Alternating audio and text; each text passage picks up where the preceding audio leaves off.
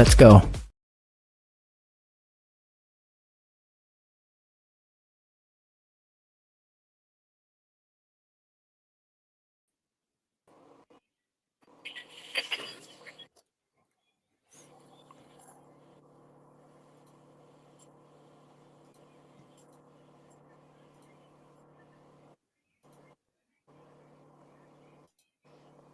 Andy, are you muted? No, I don't think so. Am I? I was. No, we're all good now. Other Andy. Right. Well, this is going to be a confusing show. I know. But it's the best name in the world, so it doesn't matter. Right. Can everyone see us okay?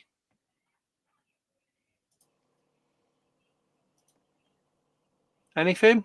Right. I'm going to... I can see you guys. 1 second. Hello? Are we all here? I think so. We are here. Right. I can't see anyone. My screen is blank. I can see you, Nicole. Oh. Yeah, I can see you both just fine.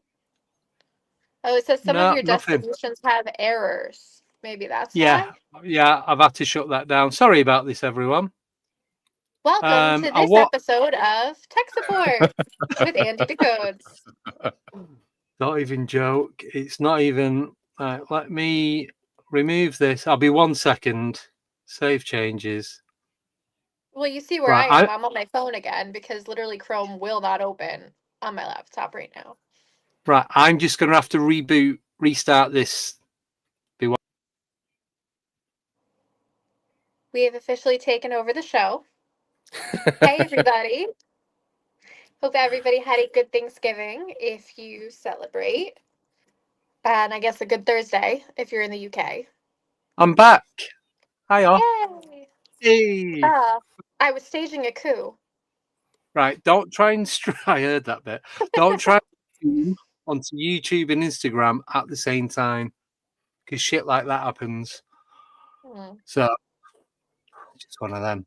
So, anyway, welcome, Andy. Thanks for coming on. Oh, you're welcome. Thanks for having me. You are more than welcome. So, should we jump straight in? Yes. Right. So, obviously, the title of the show is called A Childhood Encounter Was Where It Began. So, do you want to start with that, and then we'll just pick up as we go and be organic? Yeah. So I live in Newcastle now, but originally I'm from a place called Thornaby, which is maybe 50 miles south of Newcastle in the UK. Yeah. And at the time, mate, we lived in. So I've only ever moved once. When I was a kid, we moved from my childhood home to where my mum and dad still live now. So when I was four going on 5, there was mum, dad, sister, and me in the house. And I can always make, like I suppose a lot of kids, terrified of the dark. Yeah. And during the night, Matt, I always had a lamp on in my bedroom, and then they would always leave the landing light on in case I need to go for the out in the middle of the night. So So this particular night, mate, I've got out of bed to go to the toilet, and if you come back in that house, if you come out of my bedroom door and turned right, then you walk down the landing and it would have been the bathroom door. And then next to the bathroom door, mate, was like a little, we called it an alcove, but I don't know what other people would call it. It was like just a little, what's the word? Like a little cutout, and there was a window. Like a dip in the wall. Yeah. And that's where my mum would have the washer basket. Anyway, so as I've came out of bed, mate, and I've walked down to the bathroom, that's when this thing stepped out of that little dip in the wall. So it stepped out, and it then blocked the front of the bathroom door. And I've always said that it was the devil. That's what I've always said. As I've got older, mate, and I've spoken to more people about it, and I'll describe it. But the more I've thought about, maybe it was just a demon and not necessarily the devil. That was just when I was 4. That was just what I called it, and ever since then, mate, I've just stuck with the name. So it was an old Victorian house, mate, that my mum and dad lived in. So there were high ceilings. There must have been about maybe 8-foot high ceilings. Yeah. And so he would have been. So my sister mate's quite tall. My sister's like 6 foot, and he was a lot taller. Yeah. He must have been verging on 7 foot. He was Wow. bigger than the doorway. It was huge. Yeah. It was monstrous, and it was an orange burnt ready. So he wasn't fully red. It was more like a burnt orange ready color, if that makes sense. Yeah. What, from head to toe? Fully, mate. Yeah. And his eyes were pure black, like there was no pupils, like the full eye was black. Yeah. And on his head, mate, he had 2 horns, but there were. Imagine, if you've got a young bull, and the horn would maybe be like an inch or 2, not fully formed. That's what they were like. And his body, mate, I've always described it as, if you were a kid and you had an Action Man and you would take all the clothes off. Yeah. That's what his body was like. And it just non-binary. Yeah, like everything was smooth, mate. But he was absolutely massive in terms of muscle size, like huge. Like I say, mate, he blocked the doorway, like blocked the. He was massive, absolutely huge.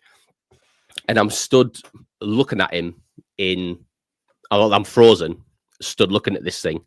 And I can't remember, mate, how long I was stood there for, like how long I was stood there frozen. And then I can remember him laughing or chuckling.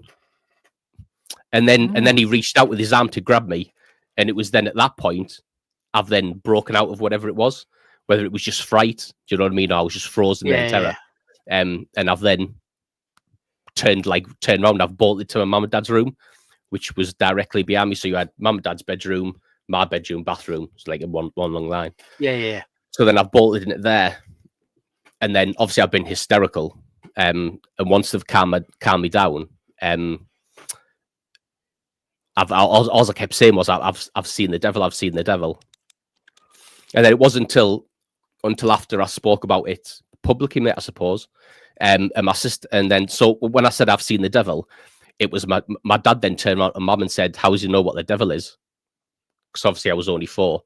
That was my natural instinct to say that's what it was. And it wasn't until I spoke about it publicly, mate, and then I spoke to my sister about it. It was my sister who said that night. It was my dad who said, "How does he know what the devil is?"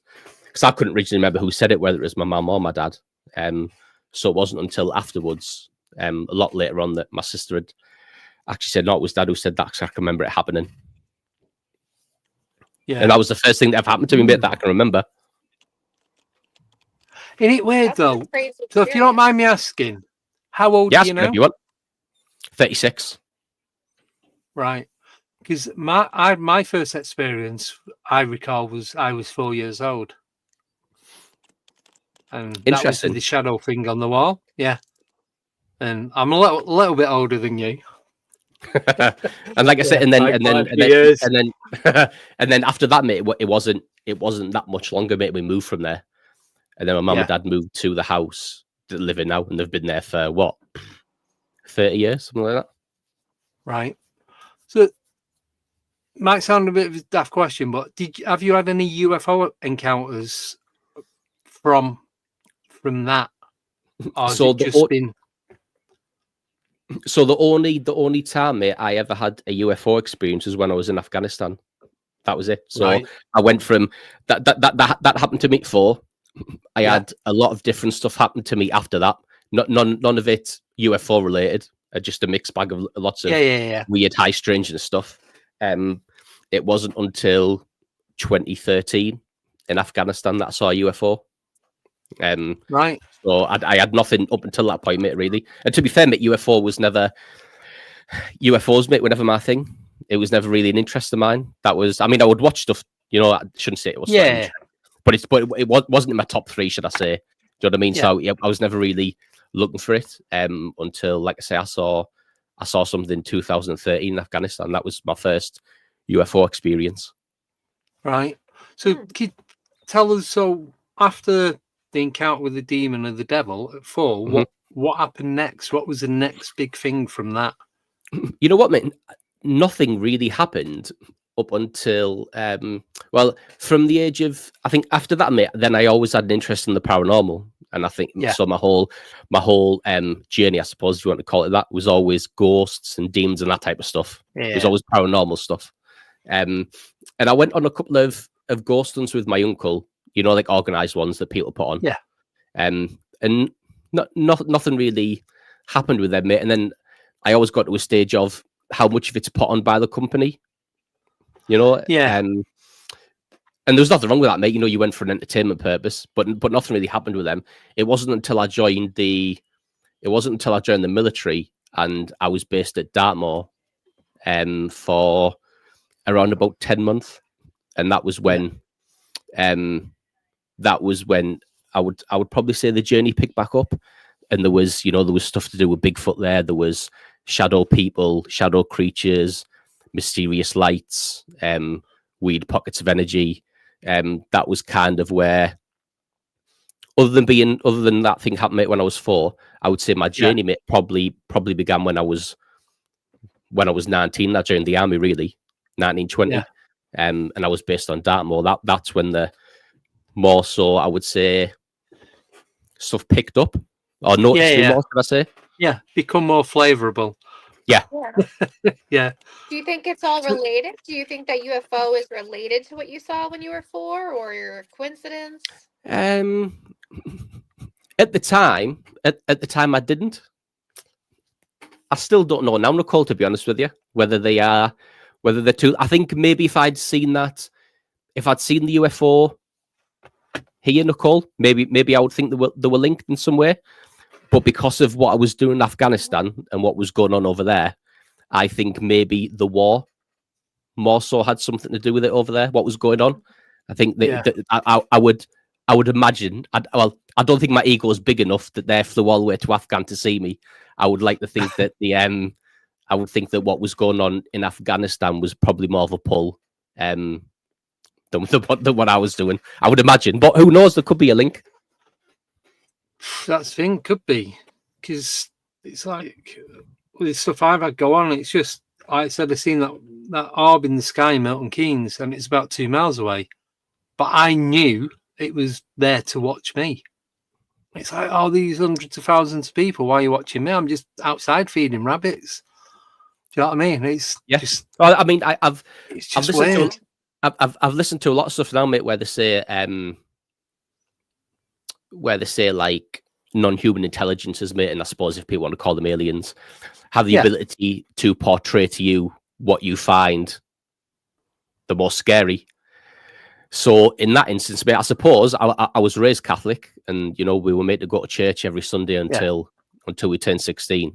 I suppose the only thing, mate, I would mention about that is, because I'm one of the youngest in terms of my cousins, when I was still going to church when I was like 15, there wasn't that many of us left. I mean, all the old and bold still went, like all the mums and dads and the aunties and uncles still went, but all the kids by that point, mate, had dropped off. And there was probably me, and there was probably me and one other cousin.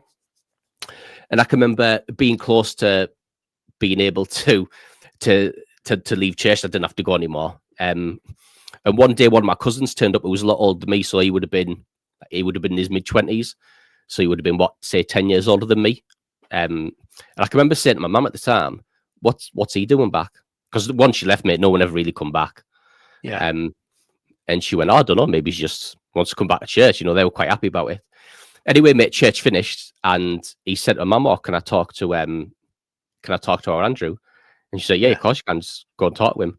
So he come over and he was like, "Oh, can I have a word?" I was like, "Yeah, of course you can." And then before he started saying anything, mate, he started welling up, like tears in his eyes, like he was emotional. And I don't know why I said it, but I said to him, "You've seen it, haven't you?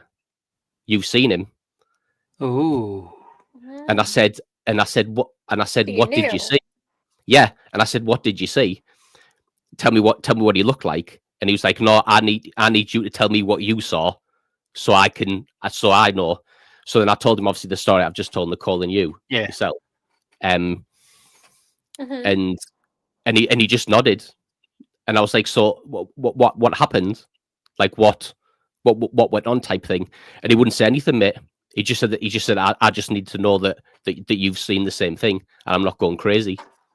Yeah. And that was the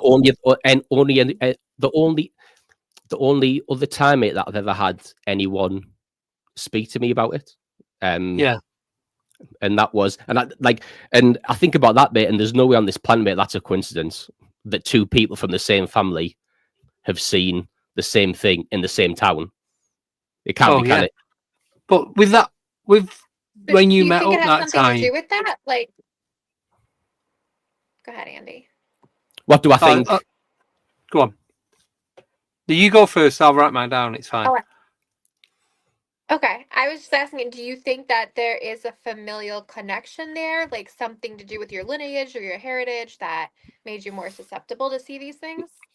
Yeah, I do, and I'll tell you why, Nicole. So originally, I always thought that so my gran on my dad's side would like have Halloween parties, and she was into like the paranormal and the supernatural and stuff. And she was in the pit for having a haunted wardrobe. So originally, I thought that maybe seeing things was down my dad's side and my grandmother on that side. And it wasn't until I went on a podcast and talk about this stuff originally a while ago now, maybe 18 months ago. And my mum rang me, and I didn't advertise it to my family that I was doing it. And I don't know how my mum even found it. So I didn't know she watched YouTube. but she rang me afterwards and said, you do realise sorry, I'm laughing. I just see one of my mates put a comment there. It threw me off. Right. Yeah, so she rang me up and said, you have no idea how bad it was for us when we were kids, paranormal wise. And this was my mum saying it. And I was like, what? Ooh. And she was like, we were terrorized in some from Thornaby. She was like, we were terrorized in Thornaby when we were kids by paranormal stuff. And she was like, it was even worse for your uncles. And she was like, it was that bad on a night you would hear them scream in the room, being terrorized by something. And she was like, so one of my uncles that had it the worst, and he used to sleep with a crucifix. Like he was that terrified of what went on. And they said it used to be an old man used to come out of the closet on a night time and terrorize them in the room. And funnily enough, mate, now you've just said it, now Nicole mentioned about the UFO I saw in Afghan. My mum told me to make contact with that uncle, the one with the crucifix. Yes. She was like, if you want to know anything about it, ask your uncle, because he was the one who happened to the most. And I didn't start off because I didn't know how traumatic it was for me, so I didn't want to jump in and go straight in with tell me about how you were terrorized as a kid. And he works on the oil rigs now, my uncle. He has for years. And I said to him, have you ever seen anything UFO wise on the oil rigs? Yeah. And I thought he was going to come back with a bit of don't be daft, UFOs aren't real. And he come back, mate, he went, oh yeah, every trip. Every trip. And I was like, and I was like, every trip. And he's like, oh yeah. He was like, you probably see 5 or 6 things every trip, every time you go out. And he was like, it's that common. We just got one of the platforms and watch them. And it's that common that lads don't even talk about it anymore. And that's things in the sky and that's things in the water. Yeah. So just hold that thought on that, but just going back to when you was chatting to the family member in the church, and he said he started filling up. Yeah. So he knew that you'd seen it without you two even talking about it. Yeah, he must have. I can only assume that when it happened, I can only assume that my mum's obviously went to my grand's, and obviously my auntie and uncles had been there, and she said, "Oh, yeah," and he saw the devil last night, type thing. You know, I can only imagine it. That's what was spoken about. Yeah. And then it was only years later, obviously, when he saw it, he's then decided to come and talk to you about it. But like you said, it is the chances of 2 family members seeing the same thing in the same town. Yeah. Doesn't matter whether it's days apart or years apart. But then what you're saying about your family, your mum and your uncles and that, all having these mad paranormal encounters on a daily basis. Yeah. So my mum had seen a ghost in the house before I'd seen the demon devil thing. Yeah. So she said she'd woke up in the middle of the night because she felt something heavy on her feet, and she'd woke up, and when she looked at the end of the bed, there was an old woman sat on the end of the bed crying, just sobbing, like uncontrollably. And she said she just started saying the Hail Mary, the Lord's Prayer, and eventually the ghost, the entity, just disappeared. So that's the only thing, mate, that ever happened in the house, that, as far as I know. Yeah. Do you think they could have been the same thing? Your mum seeing the old woman and you seeing the demon-like entity? Or do you think they're two totally different things? I think they're two totally separate, different things. Yeah. 100%, mate. They're two totally different separate things. Because that would have been that would have been years apart, mate, as well. I mean, I know that doesn't mean anything in the grand scheme of things, but that would have been what? I don't even know, mate. 10 years before I saw what I saw. Yeah. So I wouldn't think they were linked. No. But do you know the area? Well, true. You never do know, The area where you was living, is it a big town, a small town? Or... It's not big, mate. How many people would no, it's not big, mate. No, I wouldn't even know how to quantify it, mate. Couple of thousand people, maybe. Yeah. So do you know what was there? What was built there before the houses were built? Was it farmland? Was it wasteland? No, it's always been well, where I'm from, it's always been like heavy industrial. You know, like shipyards, British Steel, ICI, back in the day. And then it used to be a big we had a big airfield there during World War II. So if you ever go there, mate, there's always like on every roundabout there's a Spitfire plane. There's loads of war memorials there. So that's the only thing that's ever been there, as far as I know, mate. But I've never really delved into it, mate, and looked what was there. Up until recently, mate, like up until maybe this past year, I've never really looked into the case of aliens and that type of thing, or those types of entities being able to portray themselves as something else. So for the past 32 years, I've always believed that that's been what I saw. It hasn't been until recently where I thought, oh, maybe it could be something else portraying. Yeah. You know? Disguising itself as something. So something different. With like the non-human entities, supposedly they can appear as owls, as birds, as all kinds of things, whatever they want to kind of mask as. Yeah, pretty much. But it's so because I can speak. I know what I want to say, but it's not coming out. It's like the northeast of England just seems to be so much stuff going on. Because obviously you got Paul Sinclair at Bempton, and then you go south, you got Suffolk and Norfolk. You've got all the stuff that goes on around there. Obviously, you got Rendlesham and Woodbridge and Bentwater and all that area, and but it always seems to be where there's a big, I say cluster, but a lot of military bases. I was about to say that, because you got, as soon as you come out of Cambridge and you're going through into like Bury St Edmunds and that, going on towards the east coast in the south, you've got Mildenhall, Lakenheath, and then there's a few other smaller ones that are scattered about. And then you've got Thetford Forest, and then you're going right over to the east coast, and then you're in Suffolk, and then, like I said, you got Woodbridge, Bentwater. There's loads more, I can't think of the names of them. And it's all seems to be around the military bases where this stuff happening. Yeah, well, I mean, most of the stuff, mate, that well, not most, but a large portion of what experience was on the Dartmoor train area, and that was when I was in the military. So 100%, mate, they know about it and they're monitoring it. Have to be. Yeah. So do you think because of what the military are doing, it's drawing this, call it energy, drawing this energy in? Or do you think this stuff was already going on here and that's why the military bases were built there because of this energy? Yeah, I think they've discovered it and built bases close to it. Yeah. That's 100%. My take on it. And I also think as well, mate, that they send us out there on on exercise, and they send us out there on manoeuvres purely to see what happens to us. To see what response. Yeah. Yeah. Yeah. Because my take on it is, if they find something going on, all right, and they don't want the general public to have any access to it, the easiest thing to do is build some sort of government facility. Mm-hmm. And then you're limited to who can get access to it. And even then, not everyone can get the full access.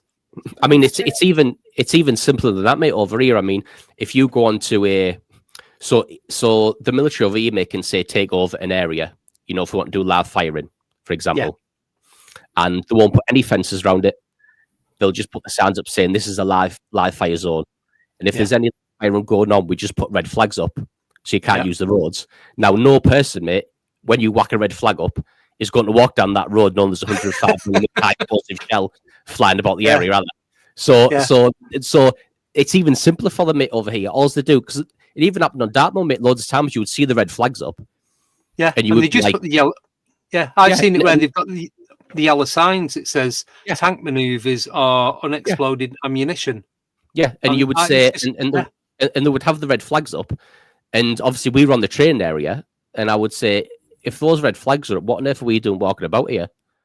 I don't want to get hit with a shell in the middle of Dartmoor train area, and they would just put them at random, mate. And then you would think, why don't they want people on here? Yeah, there's more to it than what they're saying. 100%, mate. Yeah, 100%. Yeah. Yeah. But a lot of it, I wonder how much of it is military tech that we don't know about. That's classified to even people, you know, in the kind of lower tiers of the military. Yeah, so I think when the stuff that happened beyond Dartmoor, Nicole, I think that was very much 50-50. I think certain things were interdimensional, out of this world, whatever you would, high strangeness. And then I think the other 50% was stuff that the military had and they were deploying to see how we reacted to it. That's what I believe anyway. Yeah. I think it was very, very much 50-50. Like the drones. Yeah, so I think so when I was on that, the drones. Yeah. So the drones in New Jersey or just drones in general? Mm-hmm. Well, yeah, well, specifically the drones in New Jersey, but they see a lot of them all over the place now. Yeah. So I think the drones in New Jersey, I think the drones people saw were military ones trying to find out what the other things were. So I think originally when it first happened, there weren't drones at all. And I've been from the aspect of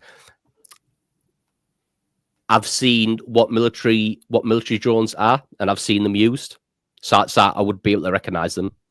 Yeah. And so the ones that people were seeing after the fact were military drones, and I believe they were trying to find out what the things in the sky were. Yeah. When it first happened, there weren't any type of drone that we had. There was something that they had no grasp on, and they were panicking, and they were in free fall, and they were like, "We need to get something up there to try and contain this, and try and do damage control with the public." And I think that's what it was. Right. Got you. So I think it was a mixture of both. I think originally it was nothing to do with us, and then they panicked and thought we need to try and get control this, and then they flooded the area with military drones, and I think that's what happened. Yeah, and I know the government, their way of getting out of it, or like official denial, was it's not government property, they're not government drones, but they were using agencies that were sending these drones up. So technically, it's third party. So it isn't. Well, it's just being able to. It's just deniability, mate, isn't it? You're able to distance yourself and say, "Well, it wasn't us." Well, technically, it wasn't you. So technically, you're not lying. But you've paid someone to do it.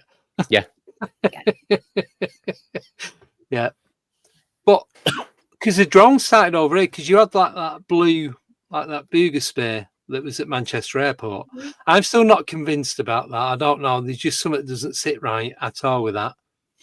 The one that was seen from the tower, and the pilot seen it as well, and then it was moving about on the. I think it was about. Was it March last year? And then it just shut off. Yeah. So I don't know. I just don't know what that was. And then It's all very. It's like it feels like smoke and mirrors. I know we've mentioned that before, but that's how it comes across. Obviously, some people know what's really going on. They're not sharing that information for whatever reason, and then, like you said before, everyone's gone into panic and literally not knowing what's going on. So, do you think they could be doing it to, like you say, get a reaction from the public as to what things might be? Yeah, I think there's three elements to it, mate. I think there's an element of it's tech that we're testing, and they want to see how the public responds to it. I think there's an element of it could be like Nicole said, non-human intelligences or aliens. I'm just going to say aliens from now because that's what I always call them. Aliens, and then I also think as well, mate, it's private companies testing tech. I think those are the three options that we've got, and I think they're all run concurrently. Yeah. And the problem we've got is we don't know which one's which because they're all that advanced. It's hard for us to differentiate between which is our military's tech, private companies' tech, and which one's something otherworldly. And I think that's a problem we all have.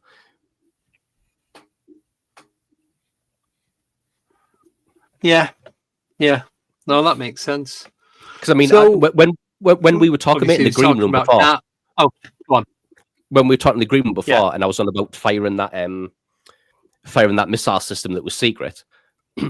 when I was firing that, mate, we were firing version 5, and other people, mate, were already on version 15.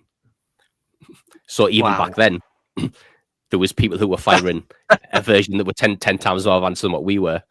So, if that happened back then, it's going to be happening now with drones. Yeah.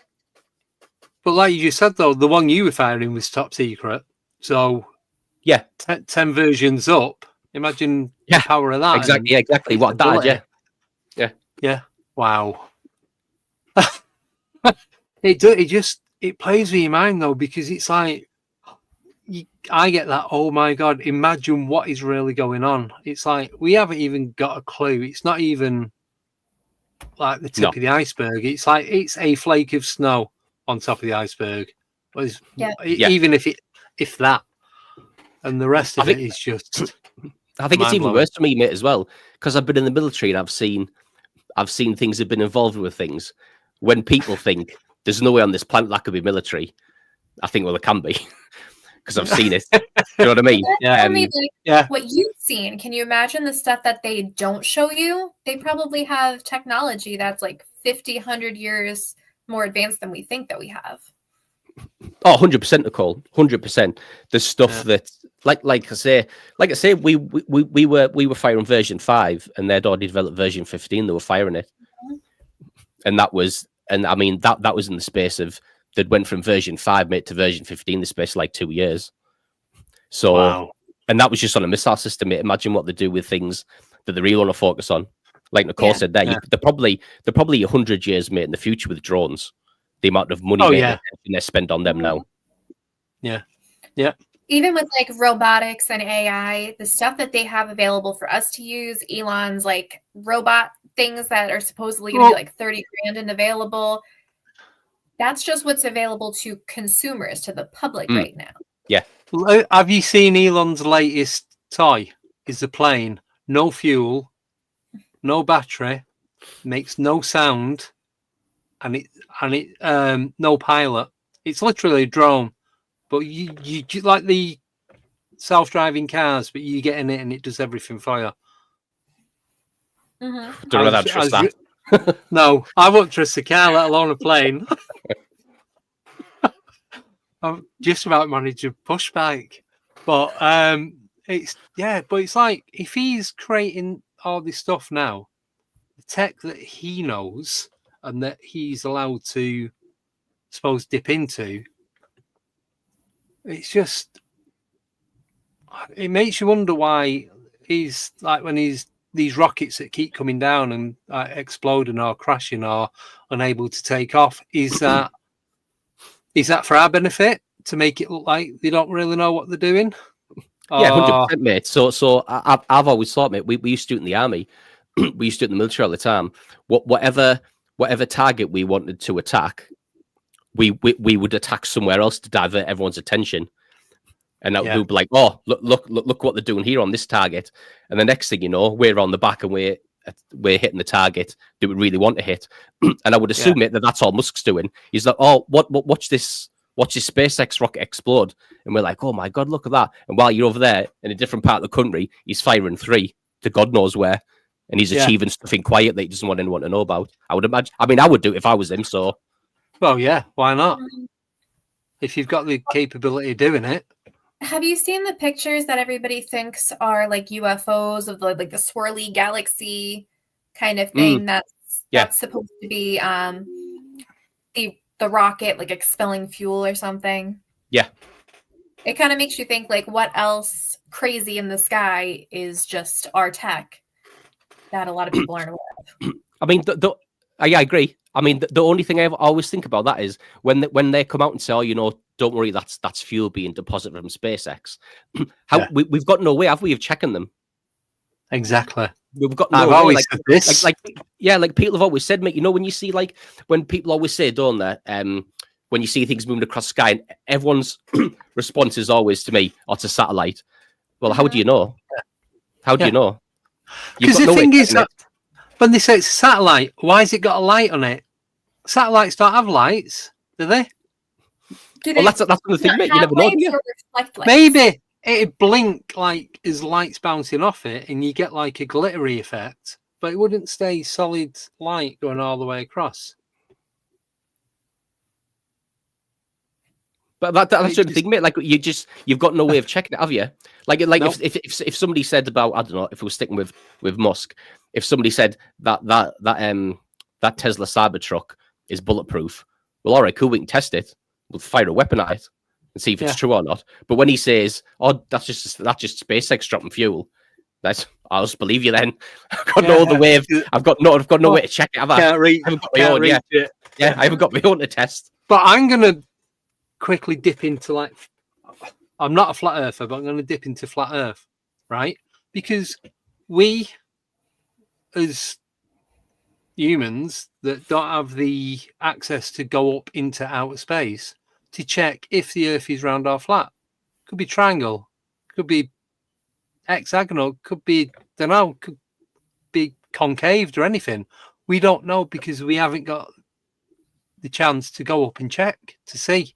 We've just got to go off what they say. And like when they talk about the firmament as well, we don't know if that exists. It could be real, it could be fake. That's the whole problem I've got, mate, with the 3-eye atlas. Yeah. Oh, yes. And every time I come on a podcast, right, mate, because I've experienced a lot of stuff, everybody asks me, what do you think of the 3-eye atlas? And I always say, well, I have no idea because all I've got to go off is what they tell me. And I don't believe anything they tell me. And I've got no way of going up and checking myself. So there's and no way on this planet, mate, I trust in what I'm being fed. So you know what I mean? I mean, to be fair, mate, if they told me it was bright pink and moving 3 million miles an hour, do you know what I mean? I still wouldn't believe them, even if I could see it. So I honestly don't know what I think about that, mate, because that's all I'm just being fed that from one source. Well, I read one today about that, and it's experts are now saying, I love the term experts, that there is alien life form on it. Well, yeah, it could be bacteria, could be little worms, could be ants, it could be anything. Doesn't mean to say the humanoid like beings that are on there. But I put a post. Oh yeah, but I put a post the other day that some guy, this remote viewer, and he said there's 5 million Draco reptilians on there. Oh, I saw that. I saw you post that, mate. Yeah. And people are putting in the categories as long as one of them didn't move, you got to like 4 million and something like that. I had to start counting again. It's like how? What is so specific number? Do you know what I mean? It's like these thousands or these hundreds of thousands. And this thing's supposed to be this free atlas is supposed to be the size of Manhattan, and there's like 1.2 million people living in Manhattan. So how are these other 3.8 fitting on there? They all squashed up together. shoulder. Yeah. Interdimensional, Andy. They can fit. Oh yeah. Squished. But then you've got all these different images of it, and it just looks like a giant gherkin with like LED lights stuck on it. And then you've got other photos, and it's like it looks like your cat's ass, basically, is what it looks like. But that's how I can see when I look at it. And it's when I look at the images of it, no, I stood at the window watching it fly past. But apparently, it's now flying out of our solar system, and they keep saying that it's supposed to come in October, then like 3-4 dates in November, then it's coming in December, then sometime in 2026, and it's like it's not. It's just it's been and gone. I don't think they know any more than we do, mate. No. But It's why a don't they just drive-by and was like, nope, not fucking with these people. drive by, keep going. It's like when they pass through the bad part of town, you roll up your windows, lock your doors. Yeah, put your foot down. Don't stop on red. Apparently, the get that's what it is. Earth must be the ghetto with the Milky Way.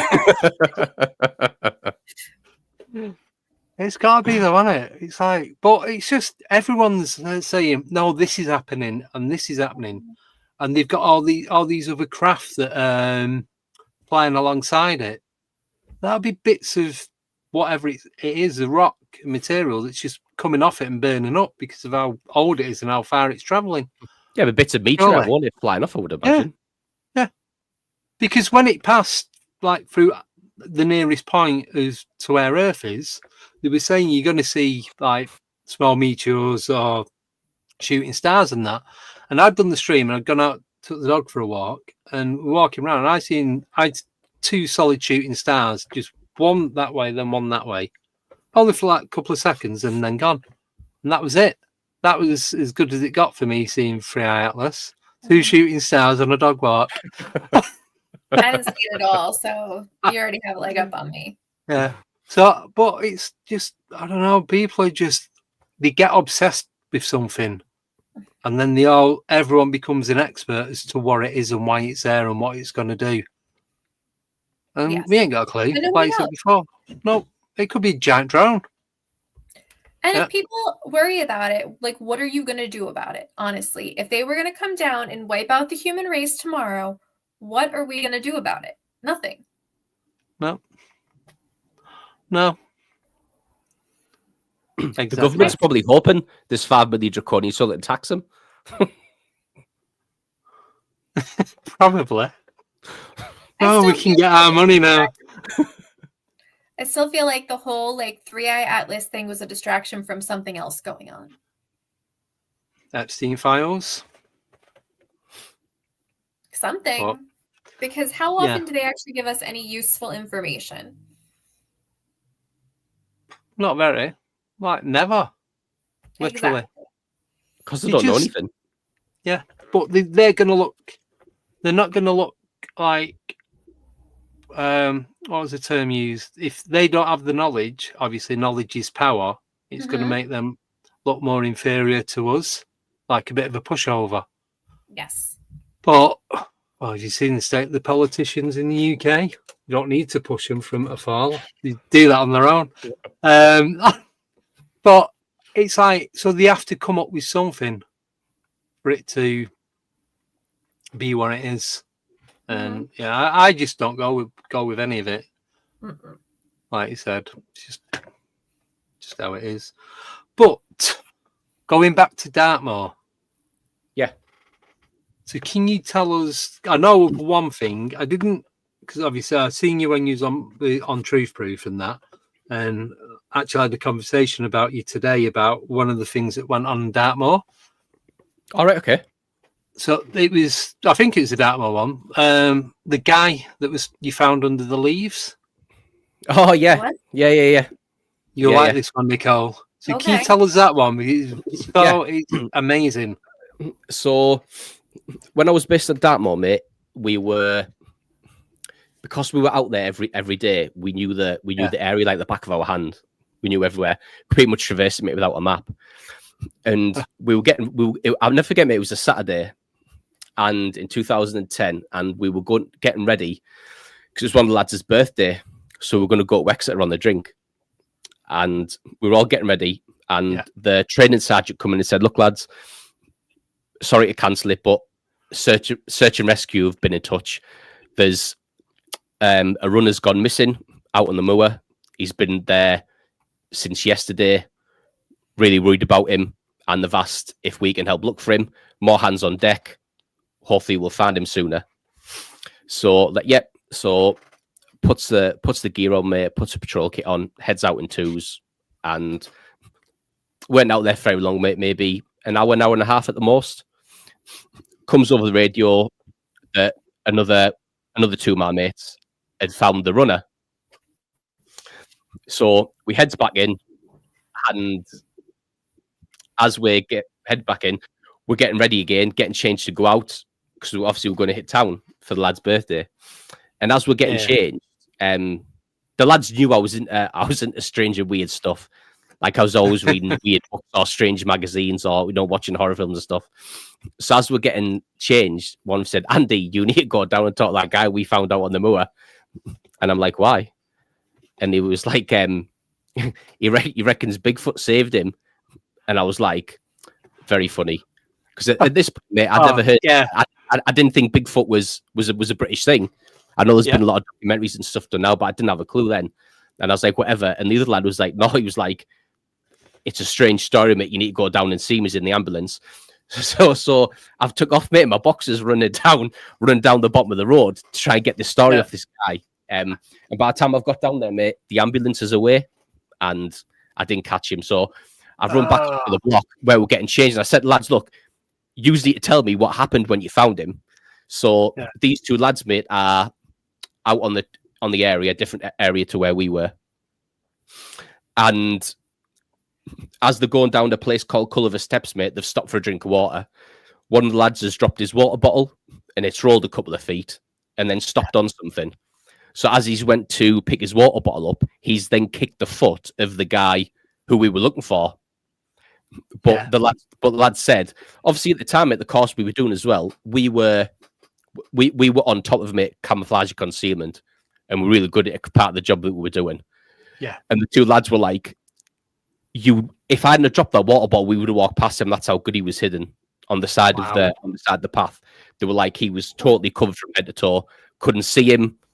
Obviously, couldn't smell him. There was absolutely no sign that there was a human being there.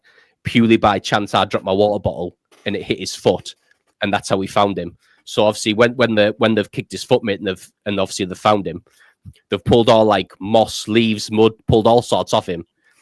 Yeah. And when they've pulled off him, one of the lads has said, "Why on earth have you covered yourself up like this when people are looking for you?" And his words were, mate, that were expressed to me were, "A big hairy man found me and covered me with moss and leaves and mud and told me I would be okay, and that would keep me alive until help arrived." And then next thing you know, obviously the two lads find him and managed to get him back to the staging area and into the ambulance. Wow. So did you ever get to speak to him? No, never got to speak to him, mate. Nah. Wow. I didn't know. To be fair, after that, I didn't know where he went. Didn't know which hospital he went to. Back then, mate, when you get in touch with search and rescue, as it is now, mate, everything's confidential. They're not going to give you names. They're not going to, you know what I mean? There was nothing. And to be fair, mate, as soon as I said to them, as soon as I say to anyone, I want to talk to him about Bigfoot saving his life, the phone just gets hung up. Like no one is absolutely entertaining the fact that there was a Bigfoot on Dartmoor. And it was winter time as well, mate, and it was below -10. Jesus. So for him to for him to survive, so for him to survive that overnight was a miracle in itself. Then you obviously you I think if memory serves me, I think he broke his ankle, which is why he couldn't move. And obviously the lads managed to get him back. I think if memory serves me, he was slightly hypothermic, and obviously he was dehydrated. But that's what they said, mate. Yeah, a big hairy man saved his life, and then obviously the lads found him. See, that's because obviously Dartmoor is such a vast place, and there's a lot of different activity going on there. Like obviously a lot of it is military exercise ground as well. Yeah, but it's like there's been sightings of black lions going across there. Obviously, big cats that we know about that are in the UK. Well, funny enough, mate, you say that. So when when we'd finished up there, mate, and we were leaving, because like I say, mate, I was there for about 10 months. A lot of the more weird stuff than that happened. And as we were leaving, obviously we were packing all our stuff up and we're going to another place, to do another course, move on to different regiments and so forth. There was a couple of older guys who were then in our accommodation just chatting to us as we were putting stuff away. And one of the guys said to me, "Oh, Andy, at least you got your dream. At least you got a Bigfoot. You know, you got your Bigfoot type of thing." Whilst you're in, I was like, "Oh yeah, very funny type thing." And one of the older guys said to me, "What's this about Bigfoot?" And I was like, "Do you really want to know the story?" And he was like, "Yeah." And I told him the story, and he was like, "Oh," and he didn't ridicule me or anything, which is probably the first time in the military no one had really took the piss about it. And there was two of them, and they went, "Oh." Back in the late 80s, early 90s, he was like, we were up here for quite some time. I think they did 3-week stints, and he said we were up here looking for big cats, big black cats. Ah. And I said, did you ever? He said, and they've seen them several times. According to him, he said they never managed to catch one, or take one out. But he said they've seen them several times up there over the course of these years that they've been up there looking for them. Right, get this. So I wanted to talk about this on Wednesday and I completely forgot, and I'm glad we've got onto this subject. So I was listening to the news the other day because I drive for a living, right? So just listen to radio too because that's how old I'm getting. But anyway, and they were saying about the government are looking into releasing big cats back into the wild in the UK. But the Parks Trust and all that have already kind of indirectly admitted that there are big cats in the UK anyway that have like escaped from private zoos or been released from exotic pet owners and all that. Yeah. So do you think that that's going to be their way of saying, "Oh well, we're just going to release them, and now you know that they're there"? It's a good get out of jail card, isn't it? Yeah, pretty much. Yeah. Funny enough, you said that, mate. We were on about the Falkirk Triangle. Yes. So we were coming back, mate, from Falkirk, like I say, maybe beginning of October, mate. So what, 8 weeks, say? Yeah. And we were driving down the motorway, mate, and Leanne, my partner, so she's from, like, all her family, mate, are farmers, so she's from that background. Yeah. And we were flying down the motorway, and Leanne said to me, "Oh my God, did you see that big cat at the side of the road?" And then I'm like, this trying to break my neck, trying to look over my shoulder to see it. And I said, "Are you sure it wasn't a deer?" And she was like, "Nah." She was like, it was more of a sandy color than a deer, and it had a cat's face. Ooh. And that would, like I say, mate, that was the beginning of October. It would have been around October 3rd, and we'll come back on the motorway, and she saw it. See, I seen the back end of one in Lincoln a few months back, and I going onto a new build in Barn, and there's like a hedge probably about 5 foot high. In fact, I was there 2 weeks ago, and I pulled up and took a photograph of how it was. I'll see. I might delete it, thinking, "What the fuck have I took that for?" But I'll see if I can find it, and I'll send it you.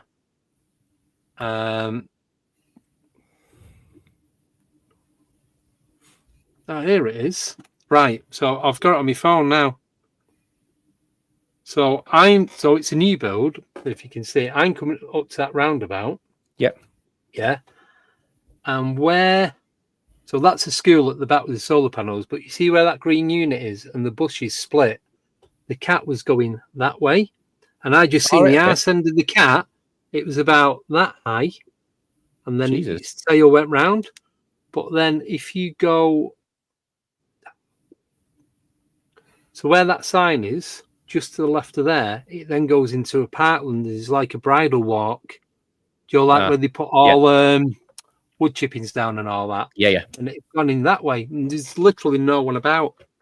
And I just seen it go behind there. I'm like, what the fuck? Do you still have your drawing? Your little AI image of that?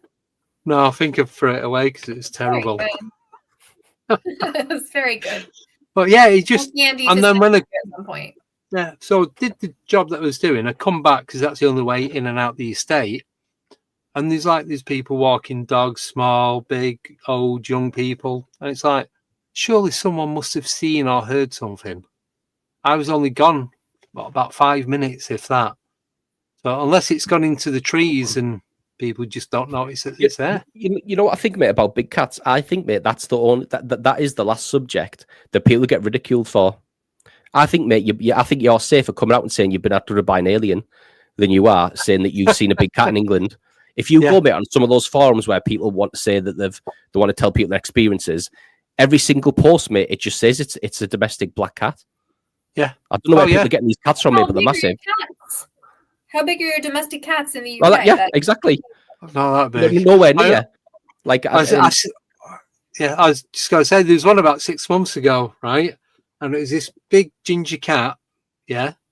And it was in the field, but when you see the full video or the picture, someone actually put, it was just a fat ginger cat sat in someone's garden. Because when you zoom out and look at it, it's just this overweight cat just sat there. And they're trying to spin it off as some sort of lynx or puma. It's like, no, it's just a cat that eats too much.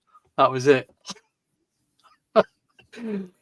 But it's like the lengths that some people go to say, because you've got the other side where people that want to sit, can't speak again. People that want to get the attention for seeing it. I just tell you what I've seen, and that's it. It's like, you believe me, you believe me. You don't, I'm not here to get you to believe me. I'm just sharing my accounts and encounters. Like the reason why you're on here tonight. It's to share what's going on, so other people that might have had similar or same encounters can go, oh, that happened to me. Do you know what I mean? So that's what it's all about. That's the thing with the encounters and things like that. If you say what you experienced, then maybe 5 more people will come forward and be like, hey, I saw that too. And it gives that much more validity. It validates your own experience. Not that you need it, but it's nice to have. Yeah. It's that extra bit of confirmation that what you encountered could actually be what you think it is. Like your pterodactyl guy. Yeah. Yeah. Well, that's why I started the channel, mate, after I went on Paul's, because I thought if I tell people my experiences of what I've seen, maybe it'll encourage more people to come forward, and maybe if we put things together, we start getting more answers, or at least get a bit more of the picture. Yeah, but do you find though we're getting less answers and more questions? Oh, 100%, mate. Yeah, 100%. I don't think I to be... Go on, Nicole. I was just saying the questions are important too. Oh yeah. Yeah, 100%. Yeah. I mean, I went to Bempton, mate, hoping I would find more. I would find some answers, some stuff I saw in Dartmoor. I just ended up with fucking 10 more questions. Yeah. It's pointless even go, mate, to be honest with you. In terms of finding stuff out, I was coming away more confused than I did before I went.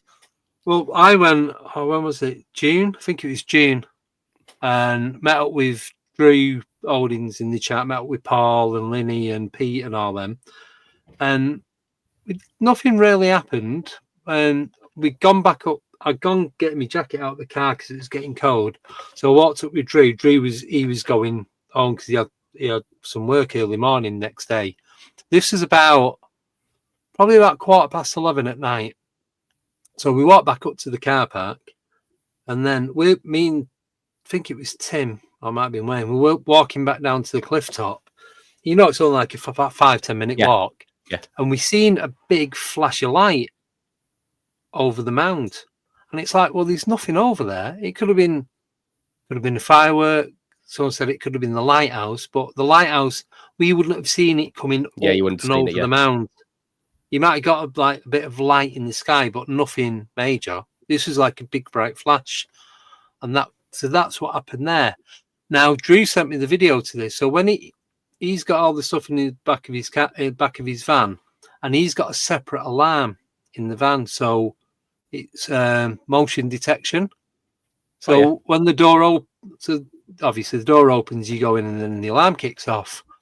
Now he's getting in the van, he's just about to pull out the car park, and the alarm starts going off, but the back door and the side door on his van are not open. So there's some sort of movement in there. Everything's strapped up and there's nothing moving about. and it's just weird how that happened. We'd left him in the car park on his own, and it's like there's no one else about. And everyone says they get that horrible, weird sensation feeling, like up in the car park. That's probably the worst part of Bempton, is it being in the car park on your own. It's a strange old, it's a strange old place, mate. That, you know what it is, mate. You know, when after being on Paul's channel, mate, and you know you listen to all the stories, and thank you very much. You hear all the stories, mate, and all those things, and because I experienced quite a bit, I went up there with all the expectations of, I don't think it's going to be as bad as people say. And I went up there on the Friday night straight after work. I stayed over for the weekend. I went up there straight up on the Friday night bit, and there was some blokes fishing off the cliffs. It was the last night. Yeah. And I don't know whether on that Friday night, mate, I don't know whether there was an element of there was other people there fishing. I was tired from work. It didn't really have, you know, and it just felt like a normal place to me. However, I went back on the Saturday night, and you know the main road that you drive up to get to the car park.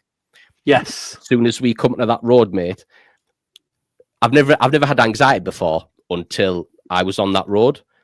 And the further I got down that road, mate, it hit me, and it was about a 12 out of 10. Really? Like everything was screaming, mate, in my body to turn around in the car and just go home. And I had my partner with me, and I thought, I'm not going to freak her out. I'll push through it. And we got to the car park.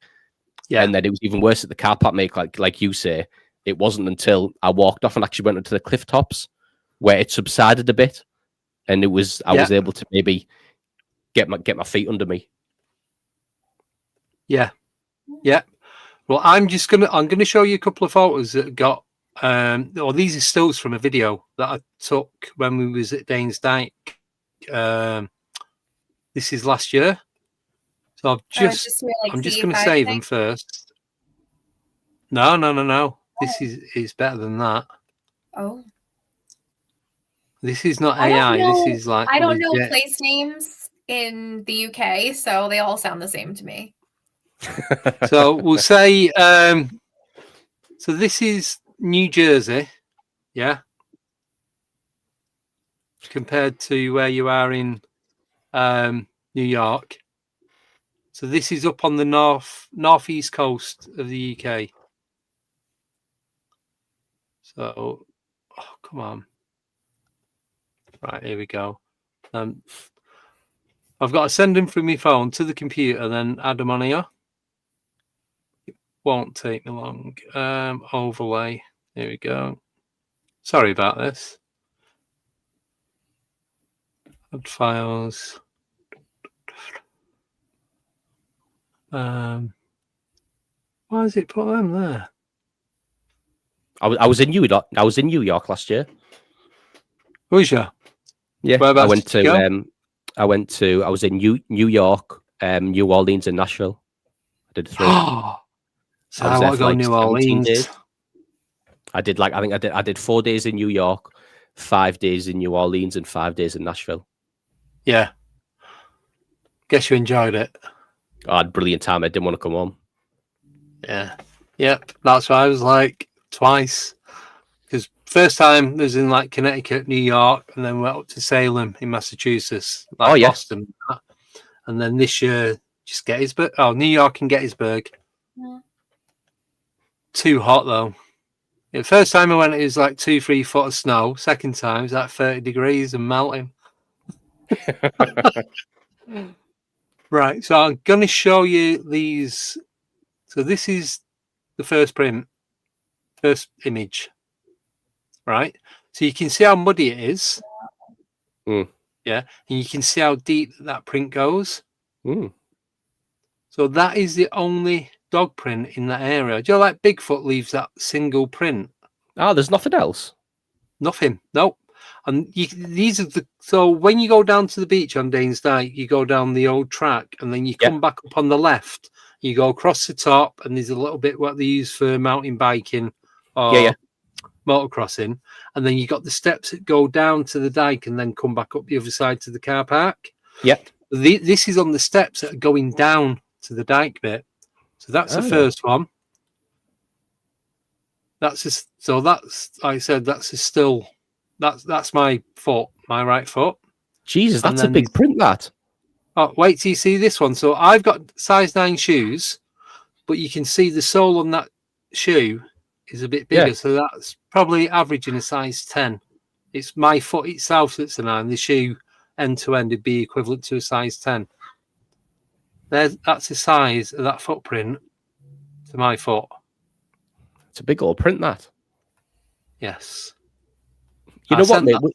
Weirdly, you've said that, right? When I was at Danes Dyke, I got, if you come out of you park up, mate, and then you're facing towards in the direction of the beach.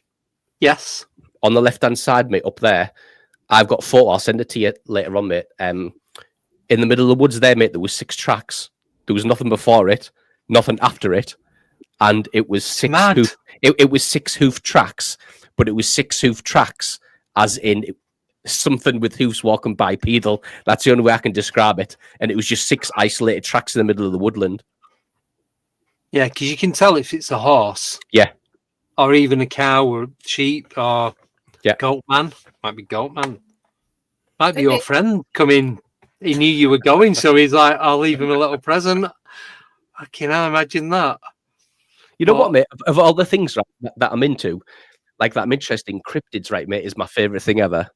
Right, like Loch Ness Monster, werewolves. I love them, right? It's the only thing that I've never seen or experienced.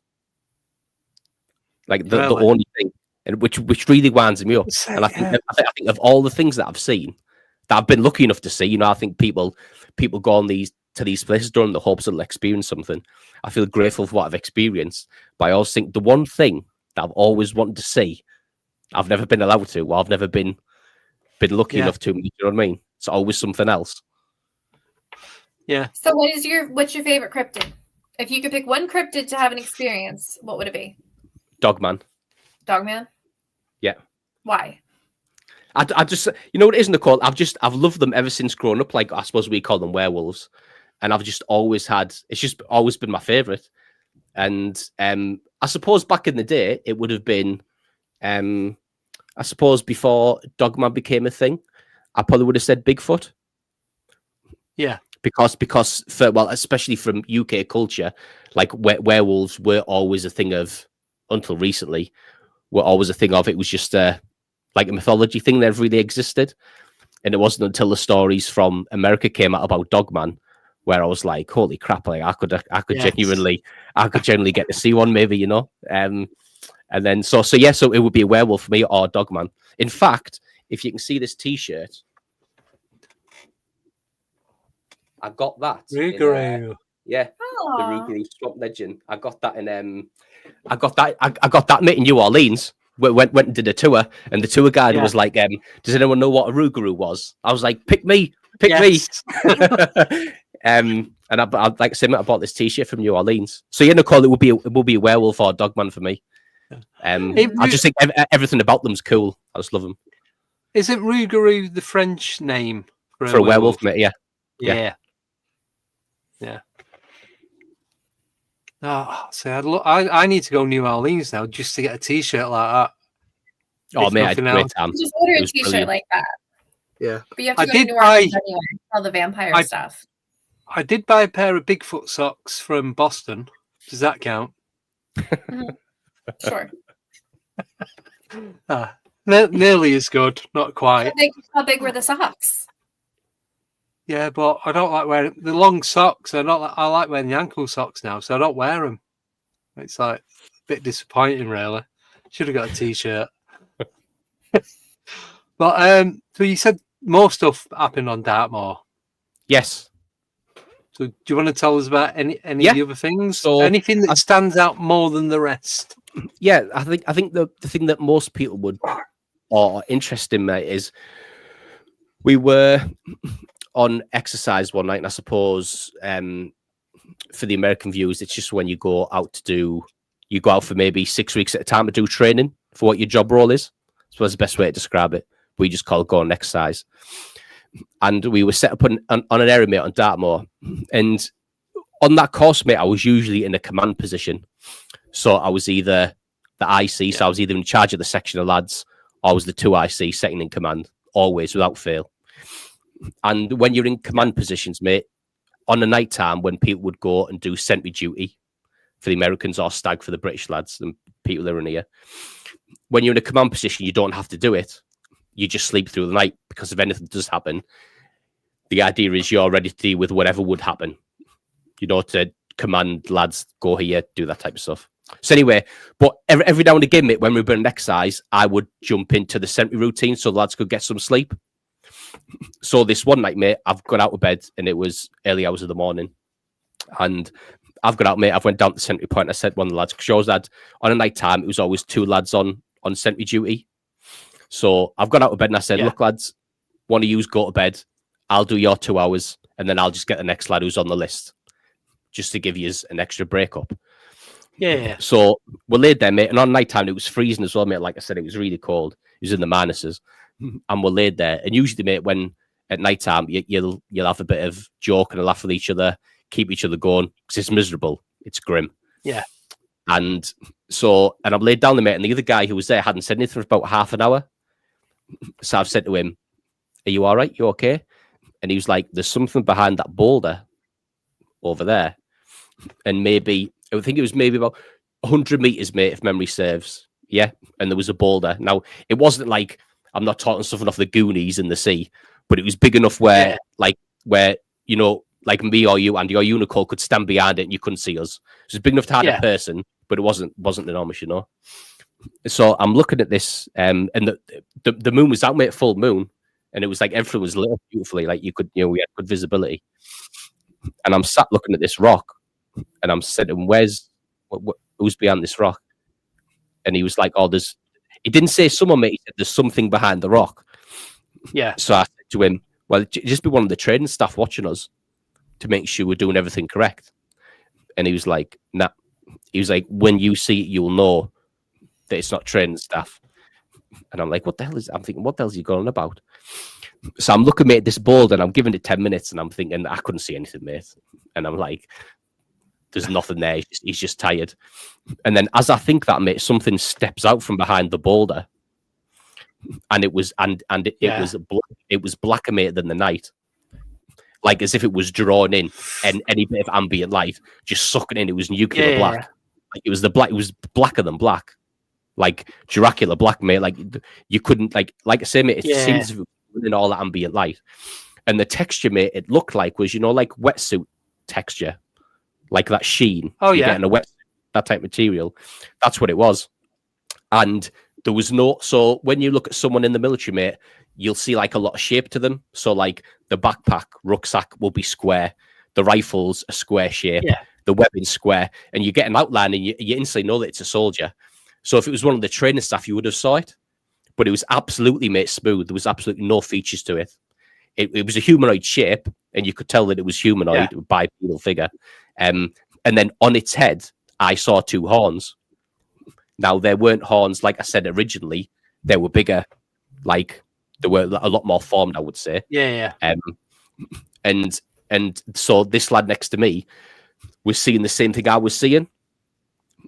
And I was like, what the hell is that? Now, bearing in mind, mate, at that time, we were 20, we were fit. We were muscular. We were good at our job, and there was no one on that planet, mate, that was venturing behind that boulder to see what that was. Everybody knew that what was behind that boulder, mate, was not good. Everyone knew. Nobody said it, but everybody knew. So anyway, so the story, mate, gets stranger, right? So we see this, and I'm keeping an eye on, and then it would go back behind the boulder for maybe 10, 15 minutes, and then it would come back out. So this lad, mate, who was with me has left to go and get the lad to replace him. So then I'm laid there, mate, by myself, and I'm thinking to myself, oh, please do not take long any to get replaced, right? Anyway, this new lad comes in and lays next, right? So I thought, I'm not going to say anything to him because I don't want to put something in his head that's not there. I'm going to stay quiet. So I'm laid there and we're just chatting normally. And then he then says to me, Andy, there's something behind that rock. And I swear to God, mate, my heart sank. And I thought, that's 3 people now that have seen something. And he doesn't know that us two have seen it. Do you know what I mean? He just know he's seen something. So I said to him, "Oh, what can you what do you see?" And he's like, "There's this weird black figure, mate, that's like blacker than the night stepping out from there." And he's like, weirdly, he's got a top hat on. And I'm like, what? And he's like, yeah, he's wearing a top hat, or whatever it is out there. And I'm like, hell. And then because then I look at him, mate, and I can see the horns still, but he can see a top hat. And then at this point, mate, I'm thinking, what the hell is going on here? That we're seeing, that me and the other guy's seen horns, he's seen a top hat. Do you know what I mean? And I'm like, still the same thing. Yeah, there's still the same thing, mate. It's just what was on his head was different. So then that threw me, and I'm like, what the hell? So then I go and get another guy to replace me. And as I leave, I said to him, don't say anything to the new guy who's coming in to replace me. Let him see it himself. So anyway, mate, I go back to my sleeping bag, right? I'm in my sleeping bag, and I've laid there, mate, fucking wide open like this. What the hell is that? You know? And I've just laid there, mate. I didn't go to sleep, mate, all night.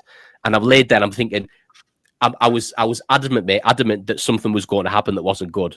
Like, that's the feeling that I had. Something bad was going to happen. And I'm laid there, I'm thinking, I need to be awake and alert, so if something does happen, I'm going to have to go out and help the lads. And I'm just laid there, mate, and I'm thinking, please don't anything happen. Well, anyway, mate, obviously the sun comes up and everything's back to normal, right? So anyway, the next morning, mate, everything's like, you do your morning routine, everyone's getting up. And before we set out, I say to the lads, right, on me now, we're having a discussion about last night. Yeah. So I says to the lads, who saw something behind that boulder?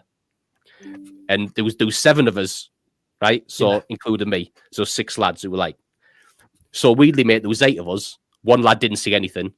Who knows why? Still this day, obviously don't know why. Weirdly, mate, 4 of them saw the top hat and 3 saw the horns. Ah.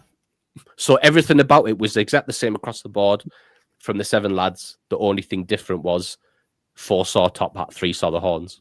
So the ones that seen the top hat were they stood at a different angle to the ones that were seeing the horns? Nope, same. We're laid down, mate, same direction. So we were laid down on the floor, mate, in the prone position, directly looking at this boulder, and it was peering. As we looked at it, he was peering out the left hand side. That's weird. So strange. There's nothing weird about seeing a great big black mass like staring at you from behind a boulder. It's just weird that some seen horns and some seen the top hat. Yeah. Like I say, mate, and that's the thing, mate, that throws me the most about the story. It's not the fact of seeing that, because obviously I've seen something a lot weirder. Yeah. That in itself, but it's the difference of a top hat to horns. Yeah. You know what I mean? I don't know why. I have no of why it was shown a top hat to some people and horns to someone else. These stories about the hat. I got Hat Man. So when you said the horns, well, when you said so when you said horns, I thought, is it that you seen when you was 4 years old and it's like following you? But then when you said about the top hat, I instantaneously thought the Hat Man. And then when I spoke to Heidi Ollis, because she'd done the name Hat Man, she said that he's been seeing like someone will look at him, he's got a hat on, someone else will look at him and he's got dreadlocks, someone else will look at him and there's no hat. I can't remember if she said anything about horns, but different people have a different interpretation of what it is, but it's like big black mass, but then he's got the bright red eyes. Very interesting. I never knew that. So yeah, I'll find the show that I did with Heidi and I'll send you the link to it, and then you can see exactly what is it she says. Yeah.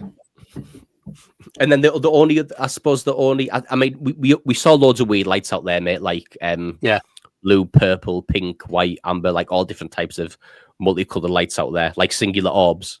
That never really led to anything. The other weird thing, mate, that's interesting out there was there's the train area, mate, that we have is very, very sparse and it's very open, and there's hardly any wood block, like there's hardly any trees really. But this one night we happened to be close to the wood block where all the trees were.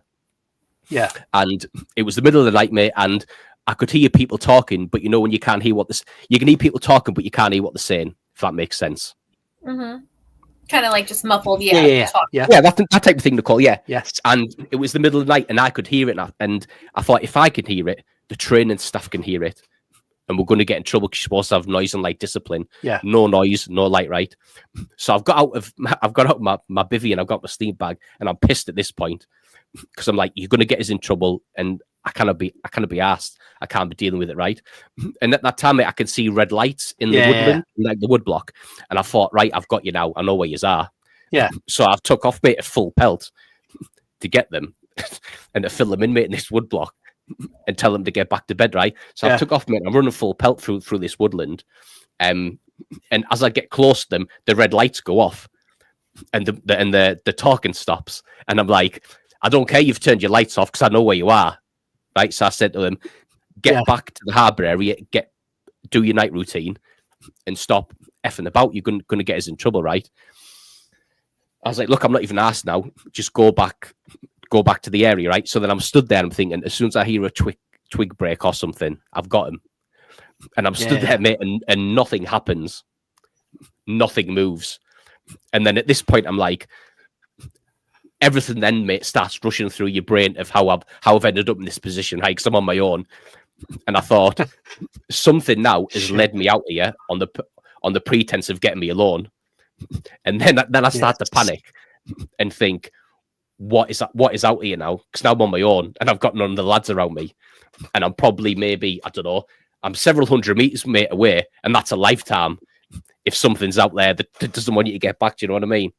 Oh yeah. So then I'm like, right, I need to get back to the area to where I'm relatively safe. So then I've turned around, mate, and I've took off running to get just to get back to where originally I came from. So as I'm taking off, mate, I ran into what I've always described as, you know, like when you go into a pool and you can feel water. Yeah. So that's what I walked into or ran into. Oh, the force of a big bubble. That's what it felt like.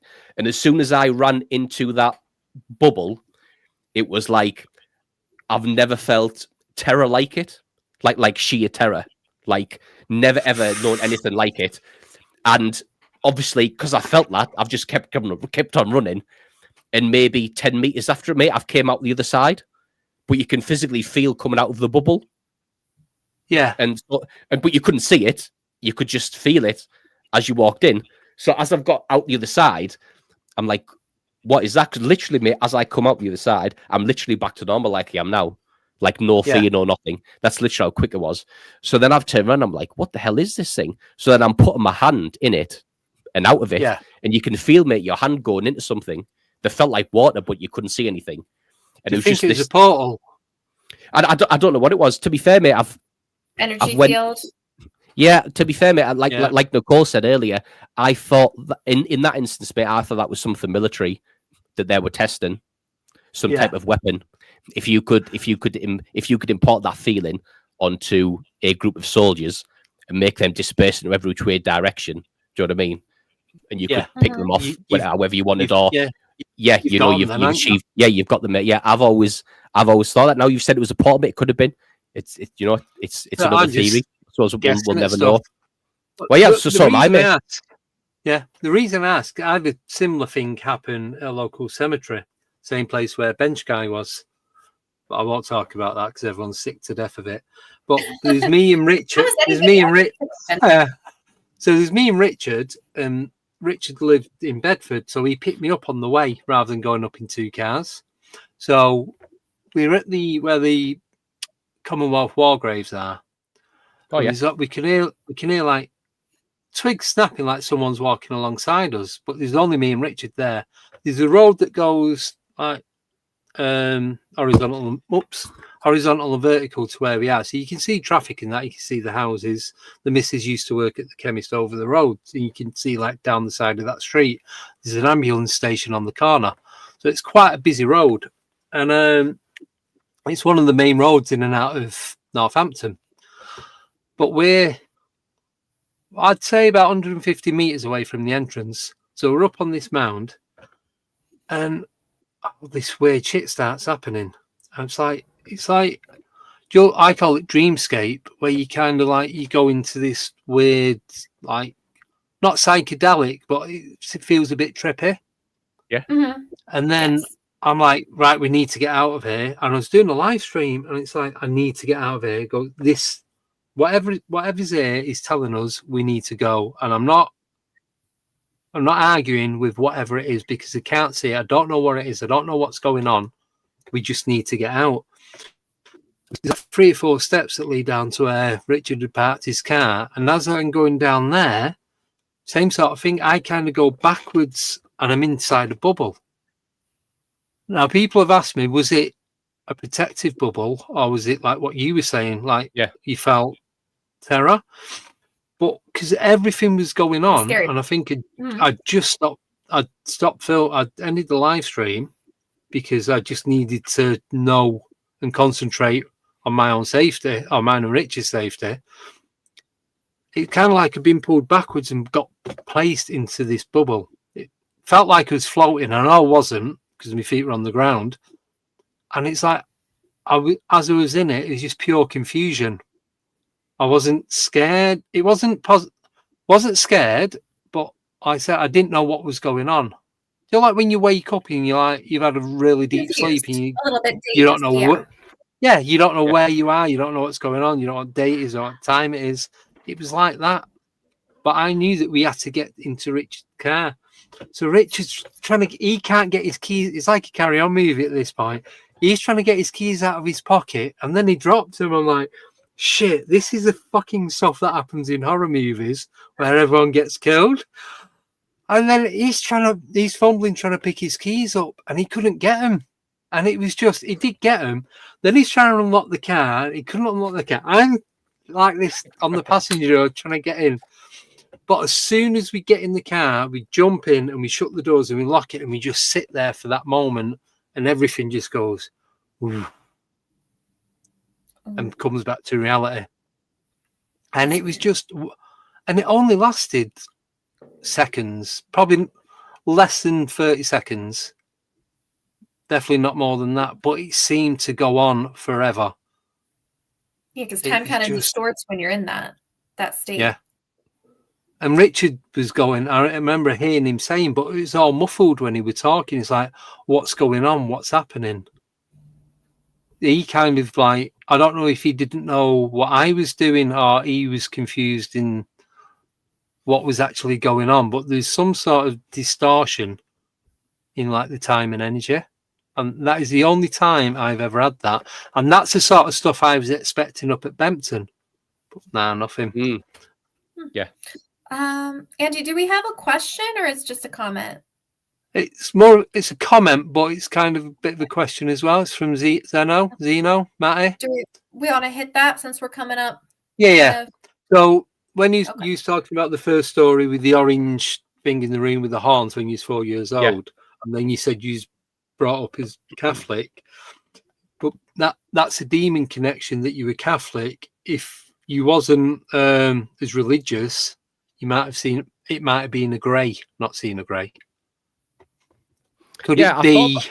I've thought about that, man. Like I said, over the past year, the more people I've watched and listened to who say about greys, mate, and about aliens taking different forms, I thought maybe, mate, that could be that could be the case. To be fair, I've thought about that more so.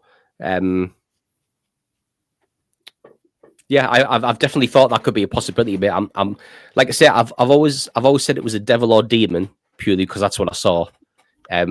But as I get older, mate, and I experience more stuff, and I speak to people like yourself and Nicole, and I speak to more people in the, in the subject, the more I'm not as convinced that's what it was. The more I talk to other people.